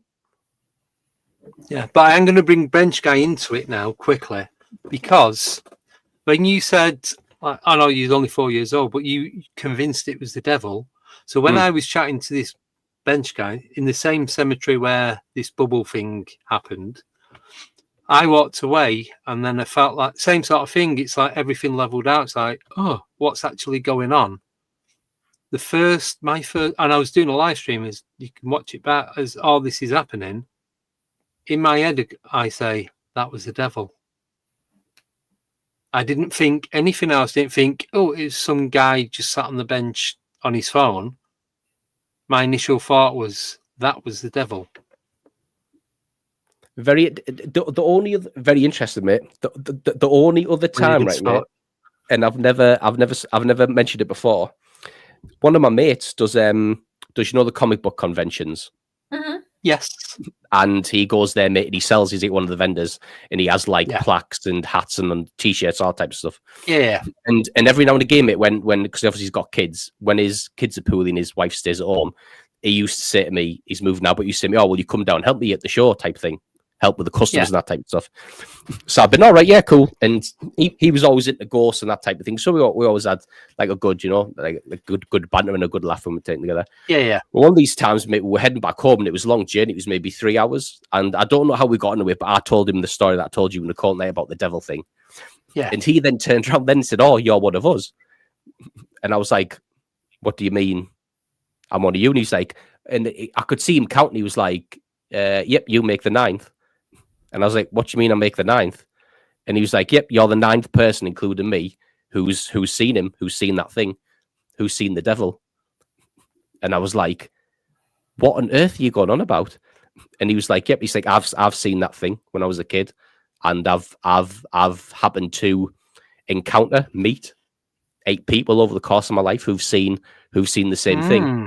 Now, when he told me that, mate, I was that tripped out that he had 9 people, including me, on record who'd seen this thing. That freaked me out that much, mate. I kind of didn't want to know any more about it. I was like, "Oh," and we changed subject. But I might, to be fair, mate, I might reach out to him more and ask him more about it, and now they're more in a better headspace about what I might want to know. But yeah, that's the only other time apart from you just then. Well, I'm going to show you these. I'm going to do bench guy. Fuck it. I don't care what anyone thinks. It's worth it. Just because of what we're talking about. But I've got another overtime for bench guy, everybody. Yeah, he's worth it. Is that all right with you, Andy? Yeah, it's fine with me, mate. Yeah, crack on, yeah. So there's 13 frames in the video of the footage that I've got of him. So I've took each frame, done a screenshot next to it, and done that all the way through. So I've only got 2 on here. These are the 2 most important ones. So this is the first one. So he sat on a bench, just mid-20s, pale, very strong Dutch accent, but speaks really good English. That's hard to see because it's pixelated. So that's why he looks like he's made out of Lego. But he sat on a bench at an angle, and I'm like just stood to the side of him. And I thought it was Mark, who I was in the cemetery with, because he's like baseball cap, hoodie, jeans. And he's like, so he's on his phone. So he's looking at me. I'm that side, and he's got his phone in that hand. So he's looking away from his phone. So I thought, is he doing Pokemon Go? Is he smoking? Is he having a drink? No cans there, no cigarette. Couldn't smell anything. And I just felt, now I've got to explain to him what I'm doing now. So I explained that. But this is on a live stream. And people in the chat were saying that they thought I was talking to myself, or they couldn't hear anyone, but they could see him. They could see him, but they couldn't hear him talking.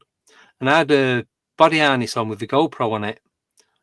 And so I'm talking to him, he's like young lad. So just to explain, I apologise for shining my torch in his face. And he went, "Oh, your mate's just gone down there." Anyway, so I'll jump forward, then I'll come back. So on the GoPro, when you listen to his voice, he sounds like an 80-year-old man, like really old, croaky voice. When I met up with Mark a couple of minutes later, he goes, "There's no one sat on the bench." He was filming on his mobile, took it back to the beginning. As he walks past the bench, he's panning round. There's no one there. So how did he know? I was going to say to you before that, how did he know your mate was down the path? Don't know. If you never spoke to him. He said, "Yeah, he's just walked past me. He's gone down there." And then I met Mark, and we turned around, and this guy was gone. The only way in and out, like I said, this is at the top of the mound. You could see if anyone was walking about, even if it's a silhouette. But he had his phone, and there's a pedestrian gate, just a single gate.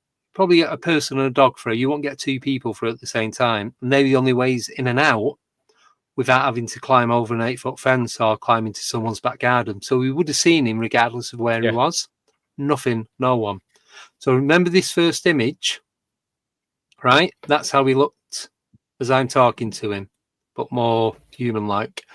This is one of the last stills, and this didn't happen in front of my eyes. This has only been picked up on video. What the hell is that? So I've shown Steve Meara this, and I've spoke to him about it. Yeah. So if you look, you can see that's his hand coming round. He's kind of looking down at an angle, and he's looking. I'll do it this, and he's looking like that at me. So I'm there. So you can see his nose and his chin. Yeah. Right. So I'm not trying to put images in your head. So where the orb is, you can just see his eye to the right hand side of it. Yep, I've got you can see his chin coming down to a point, like how the drawings of the devil depicted. Yeah. So I said to Steve Meara about that. So from that to that, as you watch the video, if you watch it frame by frame, it starts off as a tiny thin line, and that orange orb, whatever it is, just gets thicker and thicker and thicker till it's completely covering his face like that. So Steve said something. He's got a name for it. I can't remember what it was, but it's some sort of light energy that they use, so you don't see who or what it really is. You see a human form. Yeah. So, interesting. And that's a cool picture. But he did not look anything like that when I'm talking to him. The eyes affect the way. You can't really see it. I can, because I know what I'm looking at. I can see his ear, his eye, his eyebrow, his nose, his mouth, and his chin coming down. Yeah. And then he's got this distorted ball. Well, what makes you think it was the devil? Or was that just a feeling? That was the first thought I got in my head after I'd moved away, and I started thinking straight again. So I'm talking to him like I'd known him all my life, like it was one of my mates. Interesting. And is it the glamoring, like what vampires do? Is it glimmering? Can never remember what they got. Glamour. Yeah. Where they make you feel relaxed and settled and at ease and what have you. Yeah, that's what it felt like. Like you said, as soon as you come away, you felt like normal stuff going on. So yeah, that was that. That was the weird shit that went on. That's a cool experience, that though. Yeah. So I don't know if it like you. I don't know if it was the devil, but that was my initial thought, and I've not had any other thought as to anything else that it could be. I've not thought it was just a lad. But the gravestones as well, they had all foreign, like European names on them, and there's a lot more. And you actually see that as we're walking past. You can see all these headstones. I've gone back in the day and read all the names out. There's 2 that are Czech pilots. Can't pronounce the name. The rest of them are like Wilson, Dean, Brown, Davis, all English names. Yeah, at the time, they were completely different names on them headstones. It's just, and I've documented, I've walked past and it's gone, that says such a body. I've gone to every single headstone just to compare the 2 videos, because that doesn't make any. I've gone there to try and work out what it all was. More questions than answers. Still ain't got a clue. So yeah, it's strange, weird stuff going on. But I just want to show you one more image. So this is a single footprint near a church in Bedford, near Woburn Safari Park. So what you come out this back of the church, and you've got to cut across some private land to get to these bluebell woods. But it says, there's a sign that says private land, please stick to the path, don't go off because it's someone's garden. Just go straight. You can go on bikes, you can go on foot, but just stick to what you can see as a path. So we're going, like say, east to west, and there's this footprint, like north to south. I said, that's a naked footprint, just one. And it's mud all the way across, about 8-10 foot wide. And there's one singular footprint.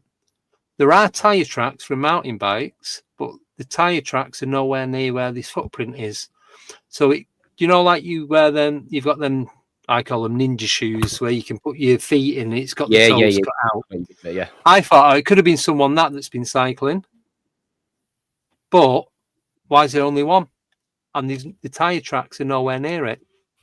It's not a cycling shoe either, is it? I've never known any cyclists wear them. Because even if it was a mountain bike, it'd be a boot or a trainer. You'd see the clack at the bottom. Yeah. Mm-hmm. There'd be some sort of definition as to what type of shoe it was. There's no tread. This is purely a footprint. You can see the big toe, and you can see how it, like where the toes come down like that. Obviously, it's my hand, but imagine that's my big toe, and then you can see that on there. You see the opposite way. You can see the bridge and the arch and the heel. It's a cool photo. It's interesting. Yeah.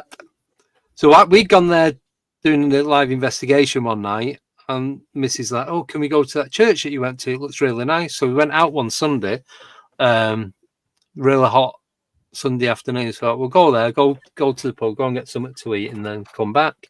And then we found that, and we're both like, "Well, where's the rest of the footprints?" And there was none. We both looked, and there was nothing. If there'd have been another footprint, they'd have to have let about 8 to 10 foot to land on the grass. There's no way. They always fascinate me, mate. Single tracks. Yep. Yeah. It's amazing. Yeah. Because how? But it's not just a single track. It's like it's just a left foot or a right foot, and then there's no continuation of it in any I always direction. imagine with like single track prints that something steps out of a portal with 1 foot, and it's like wrong place, and just steps back. Yeah, that's better than mine. And that's where you get the single track from. I just think it's someone on a pogo stick that keeps changing the base of it. Maybe he has a wooden leg. You don't know. Did you look for wooden leg prints on the other side? The nearest thing we could see was a wheel. So unless he's got a leg and a wheel, he's like a human version of a penny. Human version of a penny farthing or something. I don't know. Not got a clue. Oh my god! But that still fascinates me because I've not been back since, and I do need to go. And it's not a million miles away. Probably about 40-minute drive. And it's one of those that there's never going to be an answer to it, no matter what you do. There's a lot of something else to drive you crazy. Yeah, that's why I take the pictures off here. They're all in my phone. They're all in the cloud in that. But I just every so often I'll look at them and think, what was going on at that moment in time? Mm-hmm. Why did that happen? Why me? Why you? Why Nicole? Why are we being chosen? We wrong place, wrong time, right place, wrong time. Do you know what I mean? I go look for it, so that's why me. It finds you. I go look for it. But were we picked? Were we picked to have that experience to then talk about it and share it? I think there's an element of. I think there's definitely an element of. Once if the phenomena or whatever you're looking at notices that you're looking at it or looking for it, I think there's an element of it'll show itself to certain people. I don't think it'll do it to. I don't think it does to everyone. I think there's something behind your intentions, whether it will. Yeah, definitely. But, whether. But I mean, to be fair, mate, I mean, maybe dogmen and werewolf hate me. Do you know what I mean? That's why I never get to see any. Could be, but you say like we go out and look for it. So I'm always like back in my mind when I'm out and about looking for strange things that are going on because that's what we do. But then there's times where I've switched off from the paranormal. It's like just have a bit of normality for a couple of days or even a few hours, and that always seems to be the times when something happens. Well, there's an element, isn't there? They call it the detective's curse, when the thing that you're looking for is staring you right in the face, but you can't see it because of the distractions. Maybe that's why we end up seeing things when we're not looking. Could be. Because you've got no distractions. There's nothing else going on in your life to stop you seeing it. And then when you are calm and you are just sat there, that's when it pops up, because that's the most poignant time for it to pop up and interact with you. Yes. Yeah. Right. Yeah. We are coming up to the end of the show. And as you're going to be one of our... I know. As you're going to be one of our last unknown guests, so to speak, Nicole is going to ask you the question. Oh, we're doing all right, okay. All right. The question. The question quick. Yes or no? Andy's not going to try to sway you. If you could know everything about the paranormal, everything, what everything is, how it works, would you want to know? No. Yes. Get in.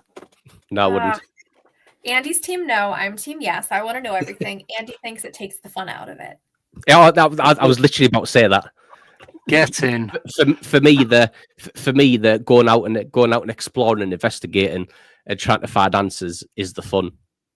For me, that's the best part of the journey. If I knew everything, there would be no point in me going out and exploring and investigating stuff, because I would know. So I quite enjoy not knowing. Yeah, same. Another one's team Andy. Yeah, but it's like the same team. Because I think as well, if you knew everything, you'd become that arrogant arsehole that's like, everyone's out investigating and it's like, oh, you heard a noise here. Well, no, actually, that noise was... Joke's on you. I'm already an arrogant asshole. Oh, there is that. But you know what I mean, though? It's like, you're going to be like Mr. or Mrs. Know-It-All, and it's like, you're going to be the boring science guy, so to speak. And there's no fun in that whatsoever. Mm-hmm. So thank you so much. Oh, go on. What was you going to say? Oh, I was just going to say, so where can people find you? So I've got a channel on YouTube called Andy H Shadows and Sightings. I've got videos on there.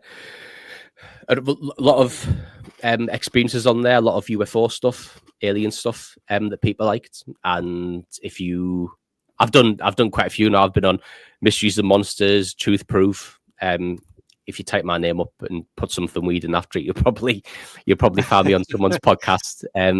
But so Andy H Shadows and Sightings is my channel on YouTube. Yep. Excellent. Thank you. Thank you so much for coming on. No, you're welcome. Thank you for having me. Thank you. I know. It took so long for me to... Yeah, good to meet you as well, Nicole. Yeah. I just say it took so long to me actually messaging you to arrange for you to come on. But because I knew the channel was switching over, was going to be changing and doing something else, it's like finding the right time to get the right people on. So... Yeah. But I've enjoyed it. It's been good. Next question. Do you like pizza? Yeah, I love pizza. Excellent. Right. We got another show you can come on then. Paranormal pizza. We talk about paranormal and we eat pizza. I've got a pizza oven in the back garden that goes on top of there. That goes on top of the barbecue. Your house. We'll just go to your house and do it. Pizzas, No, but thank you so much for coming on and sharing your encounters, because that's given us an insight then to some of the stuff that I've encountered. So with that, people that are watching back, whether in the chat or on the podcast or whatever, then hopefully it'll like trigger something and get them thinking as to what things could actually be. Do you know what I mean? Yeah, definitely. Yeah, I've had a great time. Yes. So thank you again. Thank you. Sorry, Nicole, go on. Nope, that's it. Right. So thank you, everyone in the chat, subscribers, moderators, tier members. Really do appreciate it. We are back on. Well, I'm going to be back over the weekend because I'm at this. I don't know where I am. I'm somewhere. I'm here. There. Up in Leeds. Spook and Spirit Fest. So I'm there tomorrow from 10:30 till about 2:00 in the morning. So that's going to be fun. A lot of speakers, great people, a lot of friends are going to be meeting up with as well. So I'm going to do a few YouTube shorts from there, a couple of Facebook lives and Instagram now that I know how to use it. That's that on that one. We're back on Wednesday. We should be joined by David Young. He's coming on. And then that's December the 3rd. December the 10th is our last Wednesday where we have a guest on. After that, there's no more guests on a Wednesday. We're doing Encyclopedia of the Unknown that are going to be pre-recorded. So Friday is going to be our main night again. Yes. And we're going to be having panels and guests and just round tables and everything. So Andy, if you want to come back on for one of them, you are more than welcome. Yeah, I'd love to, mate. Excellent. Yeah, and we'll sort out the paranormal pizza as well. So that is everything from this end. Just going to line this up because everything updated before and it's just gone weird. Right, that's it. So, what a surprise. Yeah, I know. Who'd have thought? All right, good night, everybody. Yeah. Yes, I will see you all again soon. Yes. Well, you'll see them. I'll see them Wednesday. Yeah, Saturday, Monday, Tuesday. I don't know. Whenever. Seeing you worst nightmare. There you go. Right? How about that? Hit the bell for notifications, and you won't have to wonder when we're on next.